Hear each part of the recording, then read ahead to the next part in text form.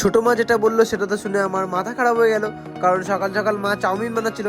আজকেও মনে হচ্ছে আমাকে চাউমিন চুরি করে খেতে হবে। তোমাদের জিৎ ভাইয়ের সকাল সকাল ঘুম ভাঙতেই চোখে পড়লো চাউমিনের দিকে। তারপর দেখলাম চাউমিন তো মা বানাচ্ছে।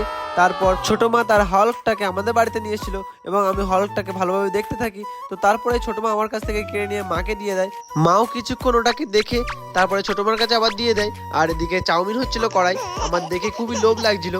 তো তারপরে চলে গেলাম আমি সস আনতে, আর এই সসটা দিয়েই আজকের চাউমিনটা খেতে হবে। তো তারপরে আমরা থালা আনতে গিয়েছিলাম, আর এদিকে ছোট মা অলরেডি লাইনে দাঁড়িয়ে পড়েছিল চাউমিনের। তো অবশেষে আমরা চাউমিন পেয়ে গেছি, আর এখানটায় সস দিয়ে খাচ্ছিলাম, গপাগপ গপাগপ গপাগপ করে খাচ্ছিলাম চাউমিনটা।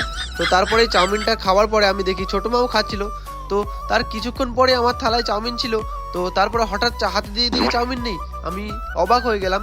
তারপরেই থালাগুলো নিয়ে আমি চলে গেলাম কলে, আর আজকের থালাগুলো মনে হয় আমাকেই মাজতে হবে। তো এখন আমি থালা মাজি, আর তোমরা আমার চ্যানেলটাকে সাবস্ক্রাইব করে নাও।